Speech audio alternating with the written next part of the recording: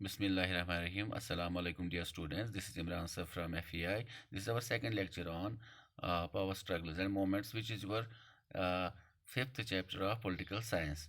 तो पिछले लेक्चर में हमने डिस्कस किया था नेपाल और बोलिविया की प्रॉब्लम, जो कि दो गरीब कंट्रीज़ थी। अगर नेपाल की बात करें, वहाँ पे जो किंग ज्ञानेंद्र था, उसने वहाँ के पार्लियामेंट को डिज़ोल्व किया था। और वहाँ पे वो एब्सोल्यूट मोनार्क बनना चाहता था। लेकिन दूसरी तरफ अगर बोलिविया की एग्जांपल दे, तो वहाँ पे गवर्नमेंट की एक डिसीजन थी कि कोचाबामा जो थर्ड लार्जेस्ट सिटी थी बोलिविया की, कि वहाँ पर जो वाटर सप्लाई होगी वो वहाँ पे प्रोवाइड करेगी एक मल्टीनेशनल कंपनी। लेकिन जब वहाँ पे देखा गया कि जो बिल आती थी, एवरेज 5,000 कमाने वाले लोगों के पास 1,000 की वाटर बिल आ गई। तो वहाँ पे भी लोगों ने पार्टिसिपेशन की, ऑर्गेनाइजेशंस, पॉलिटिकल पार्टीज़ ने मिलकर उसके खिलाफ मतलब प्रोटेस्ट्स किए। तो उसके बाद अगर हम देखें, दोनों जगहों पे कामयाबी लोगों की ही मिली। जिसमें हमने पहले डिस्कस किया, पॉलिटिकल पार्टीज़ ने भी पार्टिसिपेट किया था, ह्यूमन राइट्स वालों ने भी, एनवायरमेंटलिस्ट्स ने भी, आम लोगों ने भी। अब यहाँ पे हम देखेंगे कि ये जो ऑर्गेनाइजेशंस होती है, ये कैसे बनाई जाती है और उनका रोल क्या होता है। सबसे पहले, डायरेक्ट पार्टिसिपेशन इन पॉलिटिक्स। कुछ लोग क्या करते हैं, जिनके पास स्किल होती है, जिनके पास रिसोर्स होते हैं, वो चाहते हैं कि अगर सोसाइटी में हमें कोई चेंज लानी है, तो हम डायरेक्ट पॉलिटिकल पार्टी बनाएंगे, कंटेस्ट करेंगे इलेक्शंस, उसके बाद गवर्नमेंट बनाएंगे और विद इन द गवर्नमेंट हम वो चेंजेस लाएंगे। लेकिन कुछ ऐसे लोग होते हैं जिनके पास ऐसी स्किल, ऐसे रिसोर्स वगैरह नहीं होते हैं, तो वो इनडायरेक्ट पार्टिसिपेशन करते हैं। वो क्या बनाते हैं, वो इंटरेस्ट ग्रुप्स बनाते हैं। इसके अलावा अगर हम देखें, इसमें दो ग्रुप्स मेन आते हैं, जिसमें एक को बोलते हैं प्रेशर ग्रुप्स और दूसरे को बोलते हैं मोमेंट्स। तो प्रेशर ग्रुप्स की अगर हम बात करें, ये वो ऑर्गेनाइजेशंस होती है जो डायरेक्ट पार्टिसिपेशन नहीं चाहती है, लेकिन एग्जर्ट करती है प्रेशर ऑन द गवर्नमेंट, ताकि इनकी जो डिज़ायर्स है, इनकी जो डिमांड्स है, उनको वो पूरा करे। ये डायरेक्ट मतलब कंट्रोल नहीं चाहती है, डायरेक्ट पार्टिसिपेशन नहीं चाहती है पॉलिटिकल पार्टीज़ की तरह। और अगर एग्जांपल हम दे, AITUC, all India trade union Congress, ये तकरीबन 1920 में बनाई गई, जिसमें करोड़ों में जो इसके पार्टिसिपेंट्स है। दूसरी है VHP, विश्व हिंदू परिषद, जो कि एक हिंदू नेशनलिस्ट ऑर्गेनाइजेशन है, जो कभी कभी प्रेशराइज करते हैं गवर्नमेंट को कि हिंदू के हितों में कुछ राइट्स वगैरह बनाए जाए। इसके अलावा SFI, students federation of India, जो कि 1970 में बनाई गई। तो आगे हम डिस्कस और भी प्रेशर ग्रुप्स के बारे में करेंगे और इनका रोल भी वहाँ पे देखेंगे। दूसरा है मोमेंट्स। तो मोमेंट्स के बारे में अक्सर आपने सुना होगा, Chipko movement, right to information movement, anti liquor movement. तो ये मोमेंट जो होते हैं, ये भी पॉलिटिकल पार्टीज़ में पार्टिसिपेशन नहीं हुआ, पॉलिटिकल पार्टीज़ वगैरह नहीं बनाते हैं या डायरेक्ट पार्टिसिपेशन नहीं चाहते हैं, मगर इनकी लूज ऑर्गेनाइजेशन होती है, इनके साथ कोई भी जुड़ सकता है। अलग अलग जो मोमेंट्स वाले हैं, मोमेंट ग्रुप्स वाले हैं, अलग अलग ऑर्गेनाइजेशंस, वो एकजुट हो सकते हैं। इनकी डिसीजन जो होती है वो फ्लेक्सिबल होती है। इसके अलावा ये डिपेंड करते हैं पूरी तरह से मास पार्टिसिपेशन पर। ज़्यादा से ज़्यादा लोग, जितने ज़्यादा लोग इनके साथ जुड़ जाएंगे, उतना ही मूवमेंट पावरफुल बनेगा और इफ़ेक्टिव बनेगा। तो आगे इंशाल्लाह हम डिस्कस करेंगे सबसे पहले सेक्शनल इंटरेस्ट ग्रुप, जो कि प्रेशर ग्रुप्स में ही आता है। ये वो ग्रुप होता है जो एक पर्टिकुलर सेक्शन के बारे में सोचता है, जिसमें trade union, business association, professionals में लॉयर्स आते हैं, डॉक्टर्स आते हैं, टीचर्स आते हैं। आपने कभी कभी सुना होगा कि डॉक्टर्स एसोसिएशन ने कहा है कि अगर फॉर एग्जांपल हमारी तनख्वाह नहीं बढ़ाए गए, तो हम स्ट्राइक पे चले जाएंगे। तो ये लोग सिर्फ अपने हितों के लिए सोचते हैं, ये सोसाइटी एज ए होल, मतलब सोसाइटी के बाकी लोगों के बारे में नहीं सोचते हैं। तो ये चाहे इसका जो मेन कंसर्न है, ये अपने बेटरमेंट के लिए सोचते हैं। सो मैंने ही कहा, their principal concern is the betterment and well being of their members, not society as a whole. लेकिन कुछ ऐसे भी ग्रुप्स होते हैं प्रेशर ग्रुप्स में, जिनको बोलते हैं प्रमोशनल ग्रुप्स और पब्लिक इंटरेस्ट ग्रुप्स। یہ گروپس جو ہوتے ہیں they promote collective rather than selective. اگر ہم ایگزامپل دیں فیڈکر ایک اچھی ایگزامپل ہے جو کہ آرگنائزیشن بنائی گئی تھی، آرگنائزیشن آف آرگنائزیشنز کہاں پہ؟ بولویا میں، جس میں پولیٹیکل پارٹیز، انوائرمنٹلسٹس، وہاں پہ جو پروفیشنلز وغیرہ تھے ان سبھی نے سے مل کر یہ آرگنائزیشن بنی تھی. تو یہ ایک پریشر گروپ بنا تھا وہاں پہ، جس نے وہاں کی گورنمنٹ کو، بولیویا کی گورنمنٹ کو پریشرائز کیا کہ کوچاباما میں جو واٹر سپلائی ہو رہی تھی، جو کہ وہاں کی لوکل میونسپلٹی سماپا وہاں پہ واٹر سپلائی کر رہی تھی، وہ انہیں کو وہ رائٹس واپس دیے جائے، اور جس ملٹی نیشنل کمپنی کو آپ نے وہ رائٹس دی ہے ان سے وہ رائٹس چھین لیے جائے. تو یہ دوسرے کے بینیفٹ کے بارے میں بھی سوچتے ہیں. اس کی اور ایک ایگزامپل ہے جیسے کہ BAMCEF، جس کی فل فارم ہے back word and minorities community employees federation, جو زیادہ تر کاسٹ ڈسکرمنیشن کے بارے میں بات کرتے ہیں. یہ اکثر دیکھتے ہیں کہ ہماری کنٹری میں بہت زیادہ ڈسکرمنیشن ہوتی ہے الگ الگ لیولز پر. تو اس ڈسکرمنیشن کے خلاف انہوں نے کافی زیادہ آوازیں اٹھائی ہے. تو اس کے علاوہ اگر ہم بات کریں بانڈڈ لیبر کے خلاف بھی انہوں نے آواز اٹھائی. تو بانڈڈ لیبر میں صرف مسلمان نہیں آتے، ہندو نہیں آتے ہیں، یا صرف آؤٹر کاسٹ والے نہیں آتے ہیں. ان میں کسی بھی اسٹیٹ کا کوئی بھی انسان آ سکتا ہے. تو یہ جو حصہ ہے یہاں پہ جو ہم ڈسکس کر رہے ہیں پبلک انٹرسٹ گروپ، تو یہاں پہ یہ pressure groups society as a whole ان کو سمجھتے ہیں اور ان سبھی کے لیے وہ کام کرتے ہیں. اب مومنٹ گروپس کے بارے میں ہم زیادہ بات کریں گے. تو یہ مومنٹس کبھی کبھی ایشو ہوتے ہیں چھوٹے سے کسی ٹاپک پر، یا یہ بعد میں پھر اس کی جو ڈیمانڈس وغیرہ ہوتی ہے وہ بڑھنے لگتی ہے. یہاں پہ میں ڈسکس کروں گا سردار سروور ڈیم کے بارے میں، جو کہ نرمدا ریور پہ بنایا جا رہا تھا. لیکن جب وہ ڈیم بنایا جا رہا تھا تو وہاں پہ بہت سارے جنگل وغیرہ کو کاٹا گیا، جہاں پہ اس ڈیم کے لیے جو پانی وغیرہ جمع کیا جاتا. تو وہاں پہ جو ٹرائبل کمیونٹیز وغیرہ تھی ان کو وہاں سے نکالا گیا. تو بہت سارے ہیومن رائٹ ایکٹیوسٹس وغیرہ نے مل کر اس کے خلاف ایک مومنٹ لانچ کیا. اس کا نام رکھا گیا پھر نرمدا بچاؤ آندولن. کیونکہ اب یہ ڈیم کا پانی ایک جگہ پہ جمع ہوتا، تو اس کے بعد دوسری جگہوں پہ جہاں سے یہ نرمدا جاتا تھا تو وہاں دوسرے علاقوں میں یہ اریگیٹ وغیرہ کے لیے یہ کام میں لایا جاتا ہے یہ پانی. تو اس کی وجہ سے ڈیم کی وجہ سے ایسا نہیں ہو پایا. تو بہت سارے لوگوں نے مل کر اس کے خلاف مومنٹس لانچ کیے. اس کے علاوہ آپ نے سنا ہوگا وومینز مومنٹ کے بارے میں. الگ الگ وومینز اپنے رائٹس کے لیے لڑتی آ رہی ہے، چاہے ان کے ووٹنگ رائٹس کے بارے میں، پراپرٹی رائٹس کے بارے میں، یا دوسری چیزوں کے بارے میں. تو وہ ویسے مومنٹس بھی، تو میں نے پہلے ہی کہا ان مومنٹس میں کیا چاہیے؟ ماس موبلائزیشن اینڈ ماس پارٹیسپیشن. جتنے زیادہ لوگ ان مومنٹس کے ساتھ جڑیں گے یہ اتنے ہی کامیاب ہوں گے. لیکن پریشر گروپس کے ساتھ ایسا نہیں ہے. جیسا کہ میں نے پہلے ہی کہا پریشر گروپس میں ہم نے بات کی آل India trade union Congress, Vishwa Hindu Parishad, یا اسٹوڈنٹس فیڈریشن، یا اس کے علاوہ پروفیشنلز جس میں ٹیچرز، ڈاکٹرس وغیرہ ہوتے ہیں. ان کو ضرورت نہیں پڑتی ہے زیادہ لوگوں کی، اور ان کے پاس ریسورسز بھی بہت زیادہ ہوتے ہیں.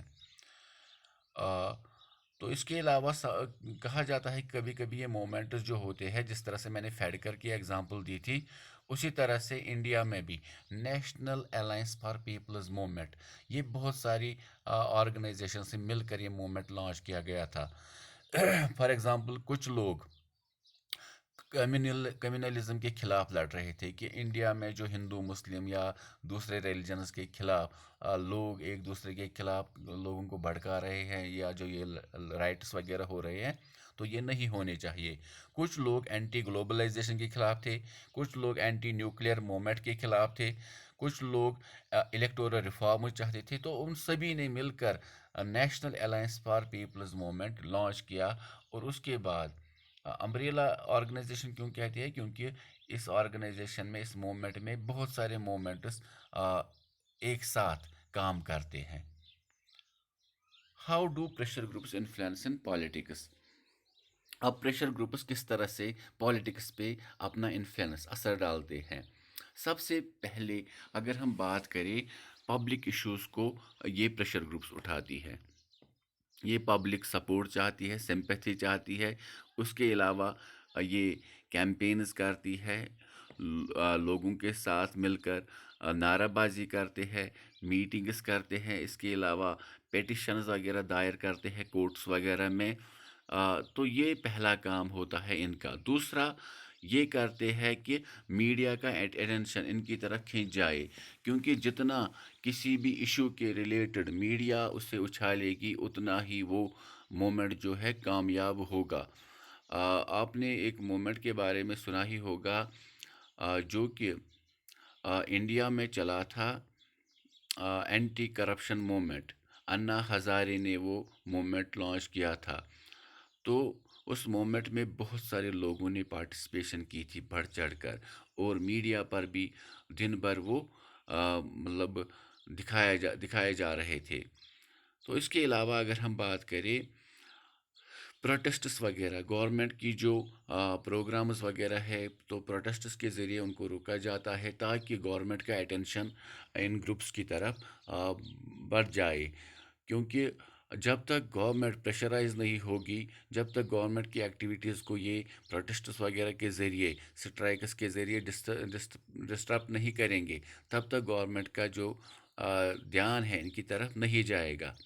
इसके अलावा कहा जाता है कि कुछ बिजनेस ग्रुप्स वगैरह लॉबिस्ट्स, प्रोफेशनल लॉबिस्ट्स को हायर करती है और एक्सपेंसिव एडवर्टीज़मेंट वगैरह भी निकालती है। तो ये भी इसीलिए है कि ये जो एक्सपेंसिव यहाँ पे कह रहे हैं कि एडवर्टीज़मेंट्स करते हैं ताकि इस मूवमेंट को ज़्यादा से ज़्यादा मास सपोर्ट मिले, लोगों का सपोर्ट मिले। तो लॉबिस्ट्स यहाँ पे मैंने जो मेंशन किया है, इसका मतलब ये होता है बहुत सारे जो बिजनेसमैन होते हैं, प्रोफेशनल्स वगैरह होते हैं, वो सभी एक साथ किसी केस के ऊपर फाइल पिटिशन वगैरह नहीं कर सकते, या जो लॉ मेकिंग बॉडी के मेंबर्स हैं उनके साथ टच में नहीं रह सकते। तो ये हायर करते हैं कुछ प्रोफेशनल्स को, जो इन मोमेंट्स के बदले, इन प्रेशर ग्रुप्स के बदले वहाँ पे इनकी कमेटी में से या ऑर्गेनाइजेशन में से चुने जाते हैं, जो इनके बदले कोर्ट कचहरी या जो लॉ मेकिंग बॉडी के मेंबर्स हैं उनके साथ डिस्कस वगैरह करते हैं। इसके अलावा कहा जाता है कि जो बड़ी बड़ी मीटिंग्स वगैरह होती है गवर्नमेंट वगैरह की, तो उसमें एडवाइस देने के तौर पे कभी कभी इन मोमेंट्स और प्रेशर ग्रुप्स के मेंबर्स को भी चुना जाता है ताकि वो भी उस मीटिंग का हिस्सा बने, ताकि वो भी अपनी एडवाइस वगैरह दे सके वहाँ पे। तो students organisation, trade union leaders, तो ये एग्ज़ाम्पल है। तो आपने देखा होगा कन्हैया कुमार को बहुत सारे डिबेट्स वगैरह में लिया जाता था ताकि उसकी बात भी सुनी जाए। इसी तरह से बहुत सारे ट्रेड यूनियनिस्ट्स वगैरह जो होते हैं, वो भी अक्सर इन डिबेट्स में बैठते हैं, क्योंकि अगर गवर्नमेंट कोई ऐसी इकोनॉमिक पॉलिसी अपनाएगी जिससे ट्रेडर्स को नुकसान पहुंचेगा, तो उस वक्त ट्रेड यूनियंस की के जो मेंबर्स होते हैं, जो ऑफिशियल्स होते हैं, वो मीडिया या दूसरी जगहों पे भी डिस्कशन में पार्टिसिपेट करते हैं ताकि उनको जो गवर्नमेंट की वो पॉलिसी या लॉ बना है उससे ज़्यादा असर ना पड़े। इसके अलावा पॉलिटिकल पार्टीज़ कभी कभी मूवमेंट से ही बनती है। कहा जाता है कि आसाम में एक मूवमेंट चला था कि वहाँ पे जो फॉरेन इन्फ्लुएंस है, फॉरेनर्स है, उनको वहाँ से निकाला जाए। क्योंकि आपने सुना ही होगा कि आसाम में जो टी प्लांटेशन वगैरह थी, वो ब्रिटिश ऑफिसर्स वगैरह ने ही बनवाए थे ज़्यादातर वहाँ पे। तो इसके लिए वहाँ पे क्या किया गया, वहाँ पे आसाम जन परिषद एक ऑर्गेनाइजेशन बनी थी जो वहाँ पे उस फॉरेन इन्फ्लुएंस को ख़त्म करना चाहती थी। बाद में वही ऑर्गेनाइजेशन पॉलिटिकल पार्टी में तब्दील हुई। इसी तरह से चेन्नई में 1930s और 40s में AIADMK और DMK ने रिफॉर्म मोमेंट्स वहाँ पे लॉन्च किए थे कि वहाँ पे जो सोसाइटी है उसमें कुछ चेंजेस ला सके। और बाद में यही दो ऑर्गेनाइजेशन वहाँ की दो बड़ी पॉलिटिकल पार्टीज़ बनी। इसके अलावा जो پولیٹیکل پارٹیز کبھی کبھی کہا جاتا ہے کہ انٹرسٹ یا مومنٹ گروپ سے ہی لانچ ہوتی ہے۔ اگر آپ نے انا ہزارے کا وہ مومنٹ کے بارے میں، جس کے بارے میں ہم نے بھی ڈسکس کیا تھا، اس سے ایک پارٹی ابھر کر آئی، عام آدمی پارٹی، جو کہ اینٹی کرپشن کے خیالات رکھتی تھی کہ کرپشن نہیں ہونی چاہیے۔ ایکچولی جو انا ہزارے کا جو مومنٹ تھا، لوک پال بل، وہ انٹروڈیوس کرنا چاہتے تھے انڈیا میں، جو بہت ساری دہائیوں سے پینڈنگ تھی۔ پارلیمنٹ کے دونوں ہاؤسز اس بل کو پاس نہیں کر رہے تھے۔ فائنلی انا ہزارے نے جو موومنٹ لانچ کیا، اس کی وجہ سے گورنمنٹ پریشرائز ہوئی، اور 2013 میں انہوں نے وہ لا پاس کیا۔ اور اسی مومنٹ میں سے کچھ ممبرس نے کہا کہ ہم ڈائریکٹ پارٹیسپیشن کریں گے، پولیٹیکل پارٹیز بنائیں گے یا پولیٹیکل پارٹی بنائیں گے اور ڈائریکٹ پارٹیسپیشن کریں گے الیکشنز میں۔ تو عام آدمی اسی مومنٹ میں سے ایمرج ہوئی۔ اب یہاں پہ ہمارے پاس لاسٹ ٹاپک جو ہے کیا، ان مومنٹس یا پریشر گروپس کا جو انفلوئنس ہے وہ ہیلدی ہے ایک ڈیموکریٹک کنٹری کے لیے یا نہیں۔ تو سب سے پہلے اگر ہم بات کریں، کہا جاتا ہے کہ کسی بھی کنٹری کو ڈیپن کرنے کے لیے، گہرائی میں جانے کے لیے، سب سے پہلے اگر ہم دیکھیں کسی بھی نان ڈیموکریٹک کنٹری کے لیے، ہم کہتے ہیں کہ اس نان ڈیموکریٹک کنٹری میں ہمیں الیکشنز کرانے ہوں گے، تو تاکہ لوگ اپنے ممبرس کو خود چنے۔ لیکن بعد میں ہم دیکھتے ہیں بہت ساری پرابلمز اس کنٹری میں رہتی ہے، اور پھر دھیرے دھیرے کر کے جب لوگ ڈیمانڈس کرنے لگتے ہیں، تو اس کے بعد دھیرے دھیرے وہ ڈیموکریٹک کنٹری جو ہے وہ میچور ہونے لگتی ہے۔ اسی طرح سے انڈیا جو ہے، انڈیا میں بھی بہت سارے ٹائم سے بہت سارے پریشر گروپس اور مومنٹ گروپس الگ الگ ایشوز وغیرہ اٹھاتی ہے۔ ان ایشوز کے اٹھانے سے گورنمنٹ پر پریشر تو پڑتا ہی ہے، وہ مجبور ہوتے ہیں لوگوں کا کام کرنے کے لیے، سوسائٹی کے الگ الگ جو سیکشنز ہے ان کا کام کرنے کے لیے۔ اب اگر آپ سوچیں گے کہ یہ لوگ تو پریشرائز کرتے ہیں گورنمنٹ کو تاکہ وہ ان کے حق میں فیصلہ سنائے، لیکن دوسرا گروپ کاؤنٹر اٹیک بھی کر سکتی ہے۔ اگر کسی دوسری کمیونٹی کو لگا کہ گورنمنٹ نے کوئی ایسی ڈیمانڈ یہاں پہ مان لی ہے جس سے ہمیں نقصان ہوگا، تو وہ بھی وہاں پہ آرگنائزیشن بنا سکتے ہیں، مومنٹس لانچ کر سکتے ہیں، پریشر گروپ بنا سکتے ہیں۔ تو اگر ہم دیکھیں اوور آل، یہ جو پریشر گروپس ہے ان کا انفلوئنس ہیلدی ہی ہوتا ہے، ان سے سوسائٹی کو کوئی نقصان نہیں پہنچتا۔ تو انشاءاللہ اگر آپ کو یہ ٹاپک سمجھ میں آیا ہوگا، اور اگر کہیں پر کوئی کوئری وغیرہ ہوگی تو آپ انشاءاللہ کانٹیکٹ کریں گے مجھے، یا اپنے واٹس ایپ گروپ میں ڈسکس کریں گے، وہ کوشچن کریں گے۔ اسٹے سیف، فی امان اللہ۔